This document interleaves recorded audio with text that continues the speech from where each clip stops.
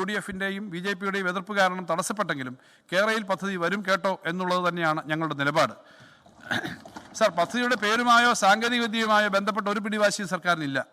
അക്കാര്യം ഞങ്ങൾ ബന്ധപ്പെട്ടവരെ ആവർത്തിച്ചറിയിച്ചിട്ടുണ്ട്. നേരത്തെ കാണിച്ച എതിർപ്പുകൾ മാറ്റിവെച്ച് കേരളത്തിൻ്റെ സ്വപ്ന പദ്ധതി യാഥാർത്ഥ്യമാക്കണമെന്നാണ് നിലപാട്.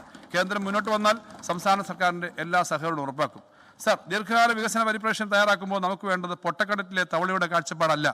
ആഗോള ദേശീയ തലങ്ങളിൽ എന്താണ് നടക്കുന്നതെന്ന് മനസ്സിലാക്കി അതിനനുസരിച്ച് നമ്മുടെ വികസന സമീപനം തയ്യാറാക്കണം. സർ, ലോക വ്യവസ്ഥ തികഞ്ഞ അവ്യവസ്ഥയിലേക്ക് നീങ്ങുകയാണ്. ലോകക്രമവും അതിൻ്റെ വ്യവസ്ഥകളും പരക്കെ ലംഘിക്കപ്പെടുന്നു. ആഗോള പ്രവൃത്തി വിഭജനവും വ്യാപാര മാർഗങ്ങളും സപ്ലൈ ചെയിനുകളും പുനഃസംഘടിപ്പിക്കപ്പെടുന്നു. പുതിയ സാങ്കേതിക വിദ്യകളുടെയും കടന്നുവരവും അനിശ്ചിതത്വത്തിന് കാരണമാവുന്നുണ്ട്. പക്ഷേ അനിശ്ചിതത്വത്തോടൊപ്പം പുതിയ അവസരങ്ങളും ഉണ്ടാകുന്നുണ്ട്. സർ, പുതിയ ലോകം അനിശ്ചിതത്വങ്ങളെ നേരിടാനും പുതിയ അവസരങ്ങളെ ഉപയോഗപ്പെടുത്താനും ത്രാണിയുള്ളവരുടേതാണ്. ഈ പശ്ചാത്തലത്തിൽ കേരളത്തിന് ദീർഘദൃഷ്ടിയും നിശ്ചയദാർഢ്യമുള്ള നേതൃത്വം ആവശ്യമാണ്. ലോക വ്യവസ്ഥയിലെ അവവസ്ഥയും അനിശ്ചിതത്വവും ആഭ്യന്തര ഉത്പാദനവും ആഭ്യന്തര കമ്പോളവും പരമാവധി ശക്തിപ്പെടുത്താനുള്ള ആഹ്വാനമാണ് ഇവിടെ നമ്മെ സംബന്ധിച്ചിടത്തോളം. കൃഷി അനുബന്ധ മേഖലയുടെ പ്രാധാന്യം വളരെ വലുതാണ്. കേരളത്തിലെ പുതിയ പദ്ധതിയിൽ പ്രഥമ പരിഗണന കൃഷി അനുബന്ധ മേഖലകൾക്കായിരിക്കും.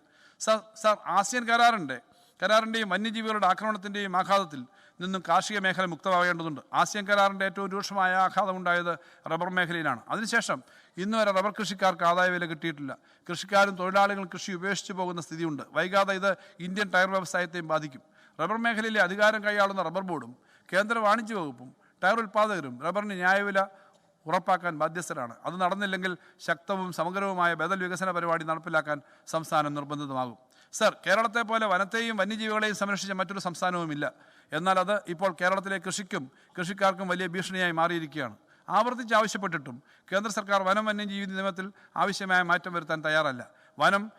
വന്യജീവി ആക്രമണത്തെ പ്രതിരോധിക്കാതെ കൃഷിയും ഗ്രാമീണ ജീവിതവും അസാധ്യമാണ്. ആധുനിക സാങ്കേതിക വിദ്യകളും നിയമത്തിൻ്റെ സാധ്യതകൾ ഉപയോഗിച്ച് കേരളത്തിലെ കൃഷിയെയും കൃഷിക്കാരെയും സംരക്ഷിക്കാൻ സമഗ്ര പദ്ധതി തയ്യാറാക്കി നടപ്പിലാക്കും. സർ, കാർഷിക രംഗത്തും ആധുനിക സാങ്കേതിക വിദ്യകൾ പുതിയ അവസരങ്ങൾ സൃഷ്ടിക്കുന്നുണ്ട്. 14ാം പദ്ധതി കാലത്തും കേരളം ഹൈടെക് അഗ്രികൾച്ചറിൻ്റെ സാധ്യത വലിയ തോതിൽ ഉപയോഗപ്പെടുത്തിയിരുന്നു. യുവസംരംഭകരെയും പുതിയ കൃഷിക്കാരെയും ഈ രംഗത്തെ ആകർഷിക്കാൻ പുതിയ സാങ്കേതിക വിദ്യകളുടെ സാധ്യതകൾ സഹായിക്കും. സർ, അറിവും നവസാങ്കേതിക വിദ്യകളും വൈദഗ്ധ്യങ്ങളുമാണ് പുതിയ ലോകത്തെ നിയന്ത്രിക്കുക. കേരളത്തെ ഒരു വിജ്ഞാന സമൂഹമാക്കി മാറ്റണമെന്ന കാഴ്ചപ്പാട് ഞങ്ങൾ മുന്നോട്ട് വച്ചത് ഈ പശ്ചാത്തലത്തിലാണ്. വിജ്ഞാനത്തിൻ്റെ താക്കോൽ സ്ഥാനം കൽപ്പിക്കുന്ന പുതിയ ലോകത്ത് ശോഭിക്കാൻ ആവശ്യമായ പ്രാഥമിക സൗകര്യങ്ങൾ കേരളത്തിലുണ്ട്. സാർവത്രിക സാക്ഷരത, എല്ലാവർക്കും വിദ്യാഭ്യാസം, ആരോഗ്യം, ഡിജിറ്റൽ സാക്ഷരത തുടങ്ങിയവയുടെ വ്യാപനത്തിൽ നാം ആരുടെയും പിന്നിലല്ല. അടുത്ത ഘട്ടത്തിൽ ഏറ്റവും പുതിയ അറിവുകളും സാങ്കേതിക വിദ്യകളും നൈപുണ്യങ്ങളും സ്വന്തമാക്കാനും കൈകാര്യം ചെയ്യാനുള്ള കഴിവാണ് ഒരു സമൂഹം എന്ന നിലയിൽ കേരളം ആർജിക്കേണ്ടത്. നിർമ്മിത ബുദ്ധി, വിവരസാങ്കേതിക വിദ്യ, robotics, quantum computing, block chain, big data തുടങ്ങിയ മേഖലകളിൽ പ്രാവീണ്യം നേടി മുന്നേറാൻ കഴിയുന്ന രൂപത്തിൽ നമ്മുടെ സർവകലാശാലകളെയും ഗവേഷണ സ്ഥാപനങ്ങളെയും മാറ്റിയെടുക്കേണ്ടതുണ്ട്. പുതിയ അറിവുകളും സാങ്കേതിക വിദ്യകളെയും നൈപുണികളായി പരിവർത്തിപ്പിച്ചെടുക്കാൻ പാകത്തിലുള്ള ആധുനികമായ ഇന്നൊവേഷൻ വ്യവസ്ഥ വളർത്തിയെടുക്കണം. G20 രാജ്യങ്ങളിലെ പ്രത്യേകിച്ച് ഗ്ലോബൽ സൗത്തിനെ കേരളത്തിലേക്ക് ആകർഷിക്കാൻ കഴിയണം. സർ, കേരളത്തിൻ്റെ വികസനത്തിൽ സംസ്ഥാനത്തിന് പുറത്തേക്കും അകത്തേക്കുമുള്ള കുടിയേറ്റത്തിന് വലിയ പ്രാധാന്യമുണ്ട്. കേരളം എന്ന സംസ്ഥാനത്തിൻ്റെ ഭൂമിശാസ്ത്രപരമായ അതിർത്തികൾക്കുള്ളിൽ മാത്രം വ്യാപരിക്കുന്ന ഒരു സംസ്കാരമായി ചുരുക്കി കാണാനാവില്ല. പ്രവാസം വ്യത്യസ്തമായ സ്വഭാവത്തോടു കൂടിയാണെങ്കിലും തുടരാനാണ് സാധ്യത. അതുകൊണ്ട് കേരളത്തെ സംസ്ഥാനത്തിനകത്തും പുറത്തും പടർന്നു വികസിക്കുന്ന ഒരു സംസ്കാരമായി കാണേണ്ടതുണ്ട്.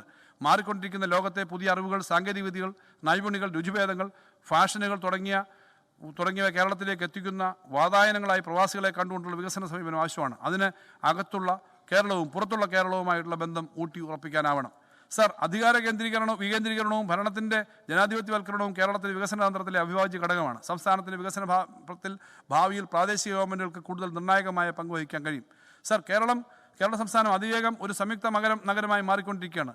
നഗരവൽക്കരണത്തിൻ്റെ പ്രത്യേകതകളെ ഉൾക്കൊള്ളുന്ന തരത്തിൽ പ്രാദേശിക ആസൂത്രണത്തെ മാറ്റി തീർക്കേണ്ടതുണ്ട്. ഏറ്റവും വൃത്തിയുള്ള ട്രാഫിക് ജാമുകളില്ലാത്ത ഉയർന്ന ജീവിത ഗുണമേന്മയുള്ള ഒരു നഗരമായി കേരളം മാറുകയാണ്. നഗരങ്ങളോടൊപ്പം ഗ്രാമജീവിതത്തെയും സംരക്ഷിച്ചു പോകുന്ന നയമാണ് വേണ്ടത്. സർ, കേരള വികസന മാതൃകയുടെ അടിസ്ഥാനം സാമൂഹ്യനീതിയും സാമൂഹ്യക്ഷേമവും ലക്ഷ്യമാക്കിയുള്ള കൂട്ടായ ഇടപെടലുകളാണ്. പശ്ചാത്തല മേഖലയുടെ വികസനത്തിൽ ഊന്നിയ ഘട്ടത്തിലും സാമൂഹ്യനീതിയുടെ കാര്യത്തിൽ ഒരു വിട്ടുവീഴ്ചയും ചെയ്യാൻ കേരളം തയ്യാറായിട്ടില്ല.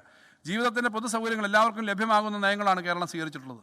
അതിദാരിദ്ര്യ നിർമ്മാർജ്ജനത്തിൽ എത്തി നിൽക്കുന്ന ഈ സമീപനം ദാരിദ്ര്യ നിർമ്മാർജ്ജനം എന്ന ലക്ഷ്യത്തിലേക്ക് നീങ്ങേണ്ടതുണ്ട്. സമ്പൂർണ്ണ ദാരിദ്ര്യ നിർമ്മാർജ്ജനം എന്നത് സംസ്ഥാനത്തിൻ്റെ കൈപ്പിടിയിൽ ഒതുങ്ങുന്ന ലക്ഷ്യമാണ്. സർ, അമേരിക്കൻ പ്രസിഡന്റ് ഡൊണാൾഡ് ട്രംപിൻ്റെ നടപടികൾ ലോക വ്യാപാര രംഗത്ത് വലിയ അനിശ്ചിതത്വങ്ങൾ ഉണ്ടാക്കിയിട്ടുണ്ട്. ട്രംപ് ഏർപ്പെടുത്തിയ താരിഫുകൾ ആ അനിശ്ചിതത്വം വർദ്ധിപ്പിച്ചു. അത് ഇന്ത്യയെയും കേരളത്തെയും പ്രതികൂലമായി ബാധിച്ചിട്ടുണ്ട് എന്ന കാര്യത്തിൽ യാതൊരു സംശയവുമില്ല. നമ്മുടെ മറൈൻ ഉൽപ്പന്നങ്ങൾ കയറ്റുമതിയെയും അത് സാരമായി ബാധിച്ചു. ട്രംപിന്റെ ഭീഷണിക്ക് വഴങ്ങി GST നിരക്കുകൾ കേന്ദ്ര സർക്കാർ കുറച്ചത് സംസ്ഥാനത്തിന്റെ നികുതി വരുമാനത്തെ പ്രതികൂലമായി ബാധിച്ചു. യൂറോപ്യൻ സാമ്പത്തിക സമൂഹമായി ഇന്ത്യ ഒപ്പിട്ടിട്ടുള്ള പുതിയ സ്വതന്ത്ര വ്യാപാര കരാറിന്റെ വിശദാംശങ്ങൾ പൂർണ്ണമായി പുറത്തു വന്നിട്ടില്ല.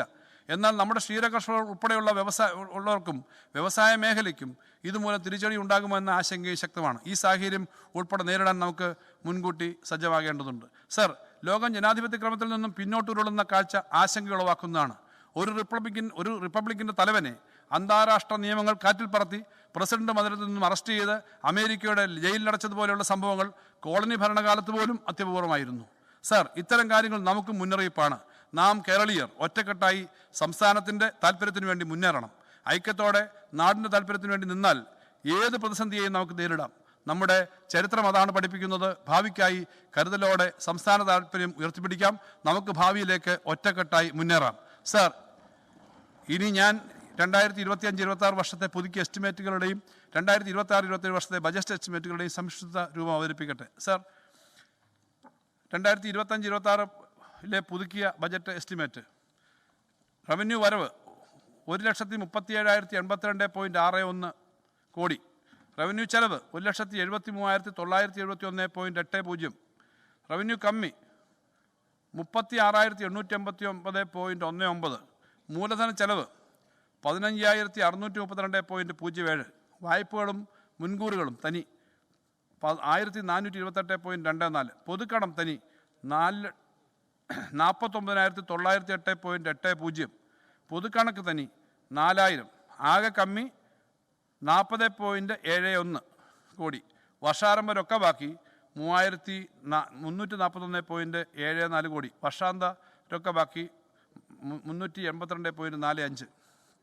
സർ, 2026-27 ബജറ്റ് എസ്റ്റിമേറ്റ് രൂപ കോടിയിൽ: റവന്യൂ വരവ് 1,82,972.10. റവന്യൂ ചെലവ് 2,17,558.76. റവന്യൂ കമ്മി 34,586.66. മൂലധന ചെലവ് 19,384.86. വായ്പകളും മുൻകൂറുകളും 1,447.99. പൊതുക്കടം 51,378.49. പൊതുകണക്ക് 4,000.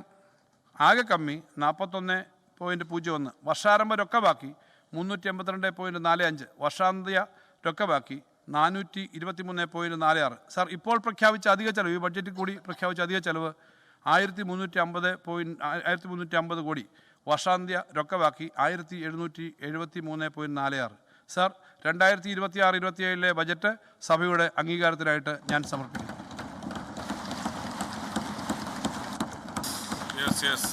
ലോകത്തെവിടെയായാലും ഏത് സമയത്തും 24 വാർത്തകളും ഓഗ്മെന്റഡ് റിയാലിറ്റി പാക്കേജുകളും എക്സ്പ്ലെയിനറുകളും വിശദമായി കാണാൻ ഞങ്ങളുടെ യൂട്യൂബ് ചാനൽ നിങ്ങൾക്ക് സബ്സ്ക്രൈബ് ചെയ്യാം.